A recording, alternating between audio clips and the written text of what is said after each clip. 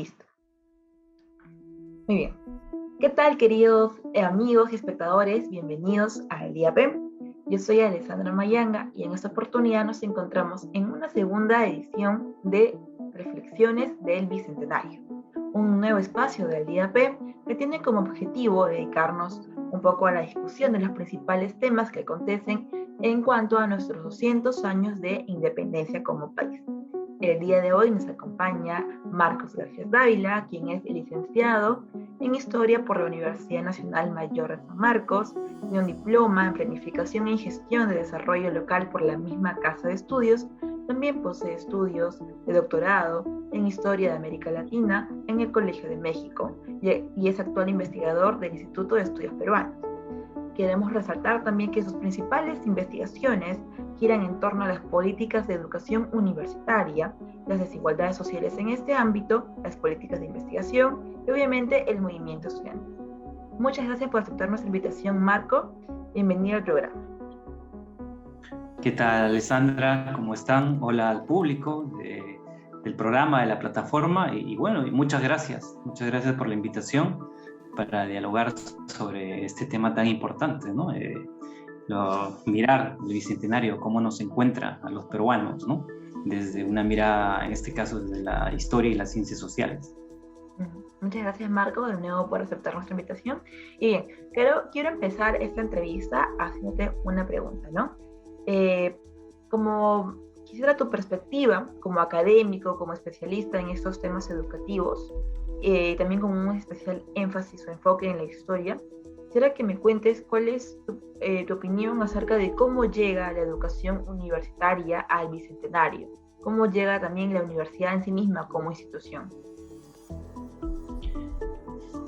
Esa es una buena pregunta, de fondo además, porque requiere un montón de reflexiones y escenarios, ¿no?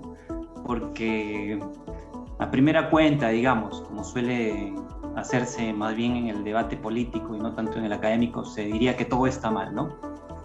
Que no hemos recorrido mucho y bueno, hay muchas deficiencias y eso no deja de ser verdad. Pero si nosotros lo miramos en esta perspectiva histórica, digamos, mirando nuestro bicentenario, pese, digamos, a que no estamos comparativamente igual que otros países en términos de educación universitaria, que nuestras universidades, por ejemplo, no están a la cabeza de los rankings ni nada, pero si comparamos la universidad peruana, ¿no? En general, respecto a la universidad peruana de hace 50 años o hace un siglo, sí hemos avanzado, ¿no? En muchos sentidos, desde, por ejemplo, el hecho de la cobertura.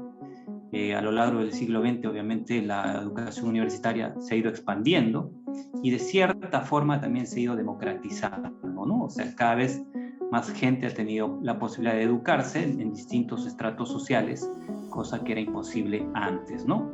Hay mucho que hacer todavía, en efecto, eso es cierto, pero sí ha habido un avance, ¿no? Y lo mismo podemos decir, por ejemplo, respecto al componente docente. Nos gustaría tener más doctores y más magíster en cada una de las universidades, pero también en esos niveles estamos mucho mejor que hace 50 años, hace 40 años, ¿no? Y así, en términos de infraestructura, en términos de cantidad de oferta de carreras, etcétera, mirando a largo plazo, este país, digamos, ha ido avanzando lentamente, progresivamente. Así es que ese es el lado positivo, ¿no? Digamos, de esta, si se quiere, valoración, ¿no? Histórica. Pero ya ubicándonos más en este momento, es obvio, como decía al inicio, las comparaciones son necesarias y a veces las comparaciones pues también suelen ser, nos aterrizan, digamos, ¿no? En nuestra realidad. Y en ese sentido, sí, todavía nos queda mucho para avanzar, ¿no? Comenzando con la cobertura, por ejemplo, a pesar que hemos avanzado, por ejemplo, hay un dato bien concreto, ¿no? Solo 3 de cada 10, ¿no? Jóvenes que están en la edad de educarse en las universidades logran hacerlos, ¿no? Los otros 7 no tienen esa posibilidad por diversas circunstancias. Entonces hay un problema de desigualdad de acceso, ¿no?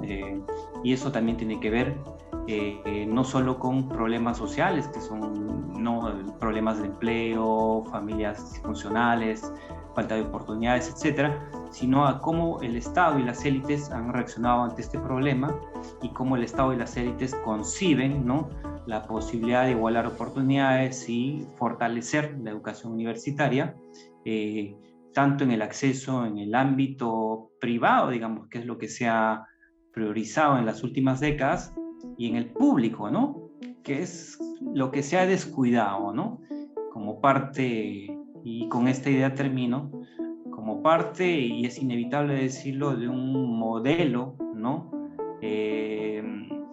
de organización, modelo económico, que finalmente ha dado prioridad a la iniciativa privada, también en la educación, ¿no?, y ha hecho que el Estado se retraiga de una serie de tareas que antes le daba mayor importancia, ¿no?, como la educación universitaria. Perfecto, muchas gracias por la respuesta, Marcos. Ahora quisiera preguntarte, poniéndonos un poco en contexto también, ¿no?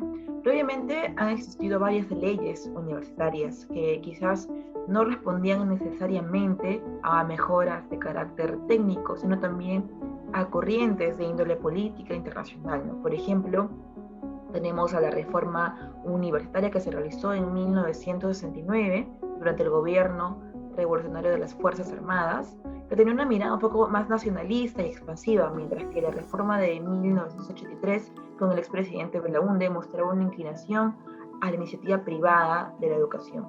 Entonces yo en ese sentido quería preguntarte, ¿qué destacarías de que estuvo bien o mal durante estos dos modelos?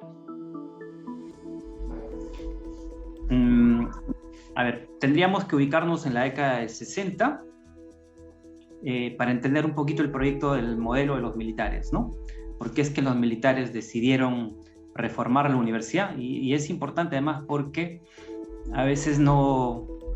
Hay datos a veces que parecen anecdóticos, pero son importantes, pero por ejemplo no se sabe que el golpe de los militares fue en octubre del 68 y 5 meses después dictan una nueva ley universitaria, antes, por ejemplo, que la ley de la reforma agraria, ¿no?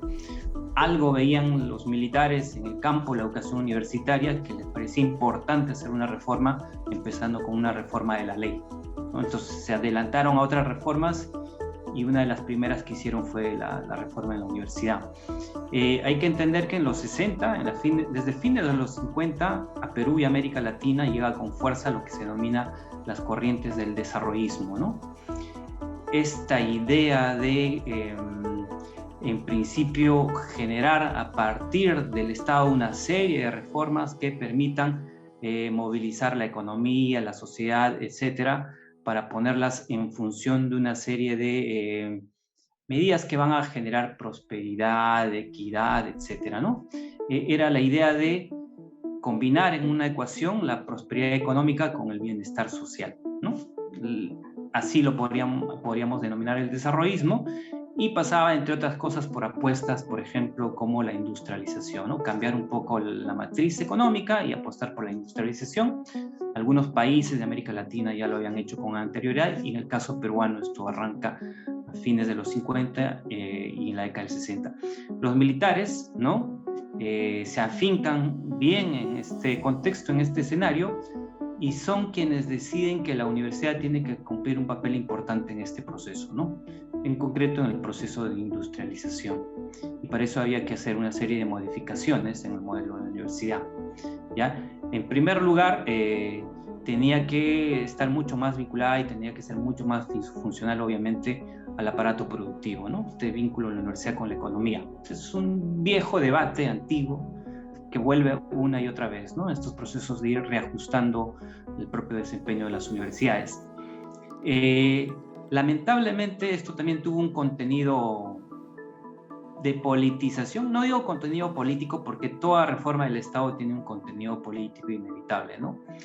Voy a hablar más de politización porque también dentro del proyecto de los militares obviamente había una intención de despolitizar las universidades, ¿ya? En esta idea de pensar que estas instituciones tienen que ser funcionales a una serie de planes de largo aliento, ¿no? Esta idea de planificar también viene con el discurso desarrollista, Y planificar supone ir controlando una serie de cosas, ¿no? Y controlar supone que nada se desborde, ¿no? Y en las universidades, por el movimiento estudiantil, los gremios docentes, los propios trabajadores, al ir agremiándose, también fueron politizando el espacio, ¿no? Hay reivindicaciones justas, otras no tantas, pero eso generalmente politiza el escenario, y mucha de esa politización se traducía en una abierta confrontación, no solo entre los propios universitarios por el control de los órganos de gobierno de las universidades, sino entre los universitarios y el Estado, ¿no? Y las élites. Y entonces, desde los 60 y sobre todo en los 70, las universidades públicas, en este escenario de politización y confrontación con el Estado, terminan quebrando estos vínculos, ¿no? Estos canales de diálogo entre el Estado y la universidad pública. Eso se quiebra, y estas apuestas desarrollistas quedan en nada, ¿no? La reforma de los militares en parte colapsa, fracasa, por la resistencia dentro de las universidades públicas politizadas. Hay un boicot a esas reformas, y finalmente a mí me da la impresión, y yo defiendo en parte esta tesis, es que el gobierno militar decide ya no hacerse problemas, ¿no? No puede cerrar las universidades porque eso generaría una ola de movimientos sociales, ¿no? Ya había pasado esto cuando intentaron de alguna manera generar cobros en la educación media, y en Ayacucho hay un movimiento muy importante al respecto, ¿no? A fines, justamente en el 69, ¿no? Y no querían tener mayores convulsiones sociales, porque si intentaban hacer eso, iba a pasar eso, ¿no? Los estudiantes iban a salir. Entonces renuncian, nos da la impresión que deciden seguir financiando, otorgándole presupuesto a la universidad pública, pero ya no consideran a la universidad pública como parte de los proyectos de desarrollo, ¿no? Las dejan vivir, ¿no? Pero ya no las incluyen a estos proyectos, ¿no? Y empieza un acercamiento cada vez más importante, más fuerte con las universidades privadas, ¿no? Y en este periodo es muy claro el salto que empiezan a dar universidades como la Católica, la Universidad del Pacífico, la Universidad de Lima, por ejemplo, en órganos de toma de decisión del gobierno, ¿no? En ministerios, en distintos departamentos, etcétera, ¿no? Y eso fue obviamente un golpe para las universidades públicas y sus egresados, ¿no?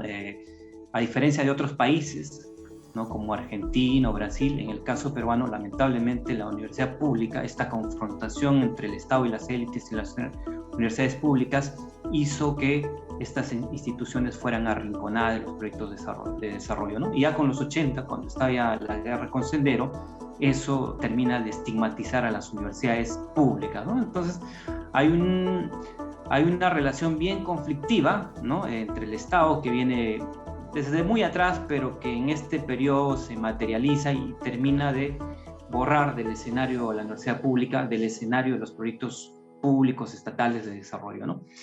Y con Belaunde eso se termina de materializar también, porque ya desde la ley del 60 empieza a darle la normatividad un espacio, es muy difícil calificar esto, ¿no? Pero un espacio en el cual las universidades privadas salen con muchas ventajas, ¿no? Por ejemplo, las universidades privadas ya desde el 60, en la ley del 69 y también la del 83, tienen toda la libertad para definir, por ejemplo, la cantidad de representantes estudiantiles en sus órganos de gobierno, ¿no? En el caso de las públicas era obligatoriamente 1/3, ¿no? Y entonces las privadas tienen mucho más flexibilidad al momento de organizar su forma de gobierno, de administración, etcétera, que a la larga pues va a permitirle crear escenarios como mucho más propicios para desarrollar el campo propiamente académico, ¿no? Eso no sucedió con el campo de las universidades públicas, porque al obligar, ¿no? Digo obligar porque la norma lo dice, no porque estemos en contra, ¿no? A veces esto no vaya a generar algún tipo digamos, de malentendido entre los estudiantes, pero al obligar que las universidades públicas contenga entre sus órganos un tercio de estudiantes, eso inevitablemente fortalece la politización, ¿no?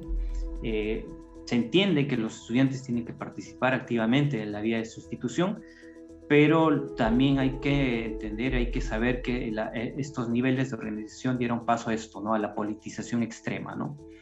Y no me refiero a los discursos extremistas, ¿no? que eventualmente estuvieron en la universidad pública, sino a la politización en el sentido de combatir, enfrentarse por el control del gobierno de la universidad, ¿no? Ahí puede ser de izquierda, de centro, etcétera, los apristas, los de izquierda, lo que sea, ¿no? Pero hay una lógica de confrontación, una lógica de politización que termina poniendo en segundo lugar más bien el espíritu académico, ¿no? Las tareas académicas.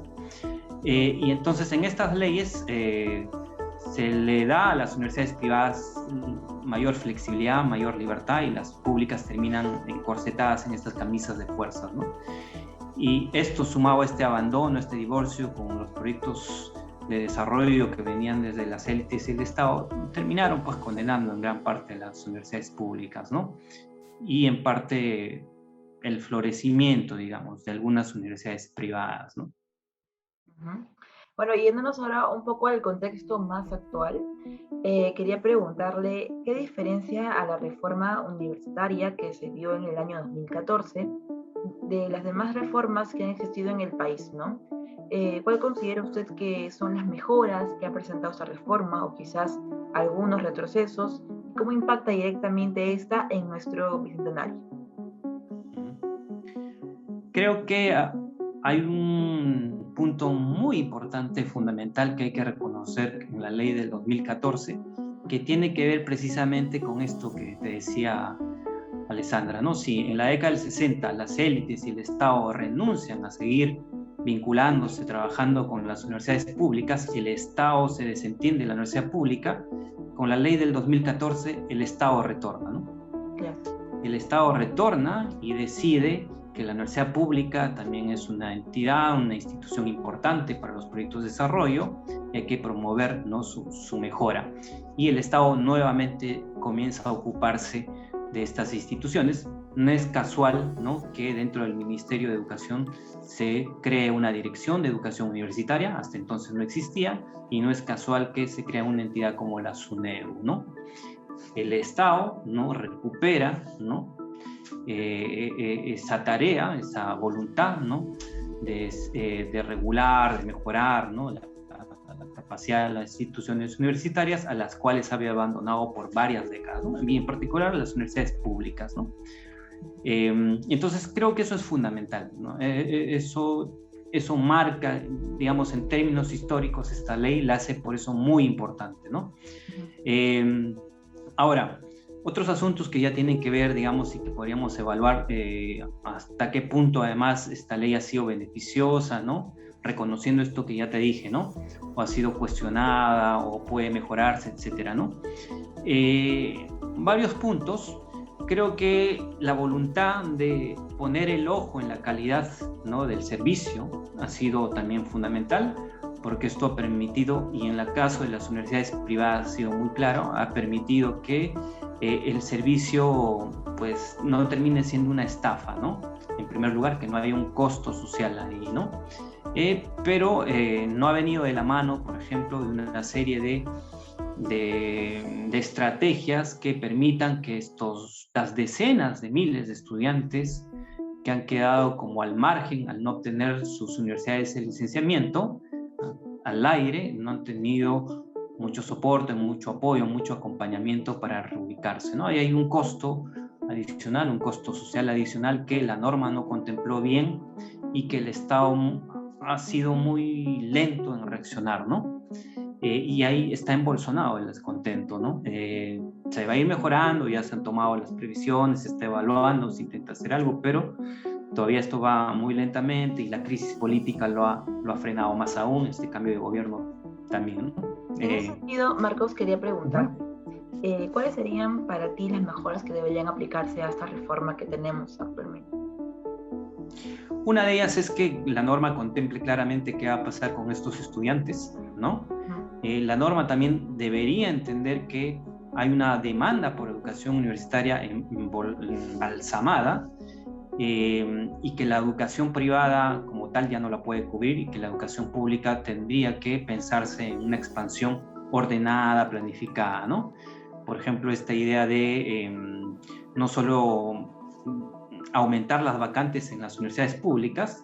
Otro dato, San Marcos, por ejemplo, desde los años 80 tiene congelada el número de sus vacantes, ¿no? Están entre 25.000 y 30.000 los matriculados en pregrado desde los 80.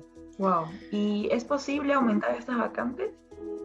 Es posible si se aumenta el presupuesto, es posible si hay voluntad política, es posible si se planifica. Ajá. Por ejemplo, si hay un proyecto, en la actualidad, bueno, en esta contienda electoral tenemos a dos candidatos. Por un lado, Pedro Castillo propone, pues, ¿no?, que ese ingreso libre a las universidades, y muchos de sus detractores le dicen que no es posible porque ya no hay como que no hay espacio, no hay factores que puedan hacer que, por ejemplo, San Marcos tengan más alumnos, ¿no? Y creemos que en la virtualidad incluso sería muchísimo peor, ¿no? Vemos, por ejemplo, las salas de Zoom abarrotadas de alumnos, no todos tienen la capacidad de poder acceder a laptops, internet, etcétera, ¿no? Entonces, quería preguntarte si es que es posible realmente poder tener más alumnos en las universidades públicas, o no es viable este método, ¿no? Ahí la respuesta es doble, ¿no? Sí y no. No, empecemos por el no, porque no de manera inmediata. O sea, no el 22, ¿no? No un año después del gobierno. Pero sí debería ser un proyecto de mediano y largo plazo, ¿no? Un proyecto que contemple precisamente la importancia de la educación universitaria para el desarrollo, la apuesta por el capital humano, que contemple aumento del presupuesto, ¿no? Y que ese aumento de presupuesto contemple la posibilidad de expandir la matrícula, ¿no? De acrecentar la matrícula. Y a un tercer nivel de mucho más largo plazo que contemple el ingreso libre, porque eso además va a depender de la calidad de la educación media, ¿no? ¿Qué hacemos abriendo de manera libre el ingreso a la educación universitaria si los chicos de la educación pública y también de muchos sectores de educación privada que sabemos no tenían una formación adecuada, no están preparados para soportar las exigencias y tener un buen desempeño de exigencia de formación universitaria, ¿no? La experiencia universitaria podría terminar siendo una tortura, ¿no? Una frustración. Entonces hay que mejorar. Se supone que sería ese el filtro, ¿no? Por ejemplo, en otras universidades extranjeras, el filtro es cómo te da el primer ciclo, si es que pasas o no, y luego te quedas, ¿no? Pero como usted dice también, ese no es el objetivo, ¿no? Hacer una mala experiencia del alumno, que no, al final no sea algo bueno para ellos. Exacto. Entonces, aquí el objetivo sí se puede, pero a mediano y largo plazo, entendiendo que esto es un proceso integral que implica mucha voluntad política, ¿no? Implica mucho presupuesto, pero también se tiene que hacer, ¿no? Se tiene que hacer. Yo creo que si hay que copiar modelos, pues hay que mirar los modelos europeos, ¿no? Es cierto que también hay un nivel de selección de los estudiantes, pero el acceso a la universidad obviamente es mucho más amplio y más se ha democratizado más, y que responde además a la posibilidad o al hecho de que su educación básica, ¿no?, también ha mejorado con los años. En el caso peruano ha sucedido al revés, ¿no? La educación básica ha tenido un declive muy, muy notorio, digamos, desde la década del 70, 80, 90, y en las últimas 2 décadas ha habido un esfuerzo por mejorar esa calidad, pero que todavía no dan los resultados que uno esperaría, ¿no? Todavía hay mucho que hacer. Entonces todo tiene que ir de la mano, ¿no? Aumento de presupuesto, voluntad política por ampliar la matrícula, pero también voluntad política por mejorar la calidad de la educación básica, ¿no? Cuando empecemos a lograr esto uno a uno, sí podremos abrir las universidades de par en par, ¿no? Nos matriculamos en la facultad, en la escuela que querramos, experimentamos y no nos va bien, de repente el mundo universitario no es lo nuestro. Claro. Podemos tener otras posibilidades como la educación técnica, que es otro campo que no estamos mirando, ¿no? Pero que también necesita repotenciarse. Pero, Alessandra, mira, ya que estamos en coyuntura electoral, nada de eso va a ser posible si no hay una clase política, una élite política, un partido político que se juegue por esas reformas, ¿no? Que dejen de convertirse en propuestas, digamos, que sí nos gustarían a todos y se conviertan en proyectos planificados, programados, integrales, ¿no? Defendidos, obviamente por este sector político, ¿no? Que sabe que va a haber mucha resistencia, por ejemplo, los empresarios, dueños de universidades privadas, y etcétera, ¿no? Así es que el campo político no se puede omitir de esto, ¿no? Claro, es todo una lucha y esperemos que sea, pues, que se dé a favor de los estudiantes, ¿no? Y bueno, queríamos pasar también a otro tema. Quería preguntarte algo en específico. ¿Cómo ha evolucionado la autonomía universitaria? ¿Y por qué esta es importante? ¿Por qué es importante defenderla? Ese es otro tema central, digamos, en la tradición universitaria peruana, ¿no? Creo que no es tan importante en las universidades europeas y en las universidades norteamericanas, ¿no? En el caso de América Latina, la autonomía es, y sobre todo en la peruana, es un eje de su historia, de su espíritu, ¿no? Y precisamente tiene que ver con su vínculo con el Estado, ¿no? La autonomía frente al Estado, pero también la autonomía frente a los poderes económicos, ¿no? En algún momento, en la época virreinal, frente al poder de la Iglesia, ¿no? Esta capacidad de que en el ámbito académico los profesores y los estudiantes tengan todas las libertades para revisar los conocimientos, ¿no? Que se han producido a lo largo de los siglos, pero también de producir nuevos conocimientos, ¿no? Que no se los persiga por eso. En el siglo XX, además, a esto se añadió, desde el siglo XIX, ¿no? Ya desde los procesos de modernización republicana a la institución, se le añadió además la posibilidad de tener autonomía en el gobierno y en la administración de las instituciones, ¿no? Que sean las propias universidades que designan a sus propias autoridades, ¿no? Dentro de sus propios integrantes. Ahora, eso ha sido producto de pugnas, ¿no? De permanente negociación con el Estado y las élites, ¿no? Que controlan obviamente el Estado, pero se ha ido consolidando, ¿no? Un hito importante ahí son las reformas de mediados del siglo XIX. Así rapidito nomás te cuento, Claro. ese es, digamos, ese es el problema de ser historiador, ¿no? Nos vamos muy atrás, pero eso es importante, porque cuando, ya antes de la independencia, el caso de la Universidad como San Marcos era claramente de una institución ya venida a menos, ¿no? O sea, ya no funcionaba como tal. Un sector de liberales desde la década del 50 del siglo XIX empiezan a mirar a la universidad nuevamente como una institución importante para, ¿no?, consolidar esta idea de república, esta idea de nación, esta idea de formar civiles, ¿no?, para el nuevo Estado, y la revitalizan, ¿no?, y la incorporan de manera funcional a los proyectos del Estado. Pero ese proyecto le costó la autonomía a la universidad, porque el Estado viene con el proyecto, ¿no?, de la reforma, decide quiénes son sus autoridades y se corta mucho la autonomía. Entonces la autonomía empieza a reclamarse en la década del 70, antes de la guerra con Chile, y van avanzando. Hay una negociación con el Estado y en efecto les va concediendo autonomía para elegir a sus docentes, a sus autoridades, y se va avanzando, ¿no? Con la reforma universitaria de 1919, que es un hito importante también en este proceso, la autonomía nuevamente se presenta aquí ya, pero como un grito en el sentido de tener libertades sobre, digamos, la posibilidad del debate político, la posibilidad de la participación estudiantil en el gobierno, ¿no? Se van sumando a estas propuestas de autonomía y que el Estado no intervenga tanto, ¿no? Y en efecto, eso también se va consolidando, ¿no? Entonces, la autonomía termina convirtiéndose en parte del armatoste de nuestra estructura universitaria, y en distintas legislaciones, en la década del 40, el 60, el 80, ¿no? Muchas veces la autonomía fue puesta en cuestionamiento. Fue puesta en cuestionamiento porque ante estos escenarios, por ejemplo, de enorme politización, el Estado se sentía atado de manos porque no podía hacer nada, porque esto podía ser interpretado como una violación a la autonomía, ¿no? Y en parte lo era, si entendemos que la autonomía es eso, ¿no? Dejar que la universidad decida por sí misma lo que pasa. También se violó la autonomía en distintos regímenes dictatoriales, ¿no? Pero para sintetizar, ¿no?, ha sido una relación bastante tensa, y la presencia de la autonomía, además, para bien y para mal, ha determinado la relación entre el Estado y la universidad pública, ¿no? y lamentablemente no ha sido una buena relación, ¿no? El Estado no ha querido conflictuarse ya con las universidades y ha cedido esta autonomía y no ha intervenido en proyectos de modernización, digamos, hace varias décadas, ¿no? Lo ha intentado con la ley del 2014, ¿no? La autonomía se ha visto protegida de alguna manera, pero ha habido cuestionamientos al respecto, ¿no? Este hecho de evaluar, licenciar, etcétera, ¿no? Y termino con esta idea, ¿no?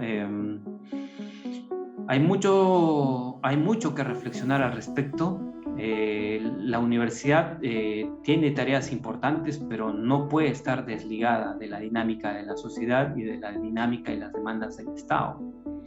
Tienen que haber puentes de diálogo ahí, se tiene que renunciar a algunas cosas para ganar otras, ¿no? Pero mientras se insista en que vivan casi como islas, ¿no? Recibiendo el presupuesto y viendo cómo se las arreglen, la universidad pública no va a terminar de conectar con proyectos de desarrollo formulados de distintos espacios políticos, entre ellos desde el Estado, ¿no? Muy bien, Marco, muchas gracias por tu respuesta. Quería, bueno, también agradecerte por estar en este espacio.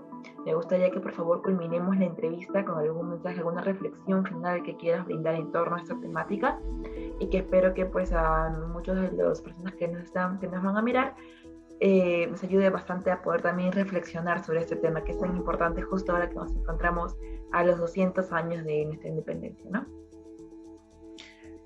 Bueno, simplemente decirles que ahora que estamos mirando el Bicentenario, parte, digamos, de estas agendas libertarias nacieron en el espacio universitario, ¿no?